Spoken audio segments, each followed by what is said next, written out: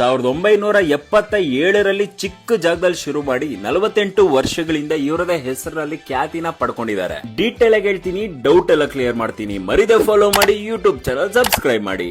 ಎಲ್ರಿಗೂ ನಮಸ್ಕಾರ, ನಾನು ನಿಮ್ಮ ಬೆಂಗಳೂರು ಭೀಮಾ.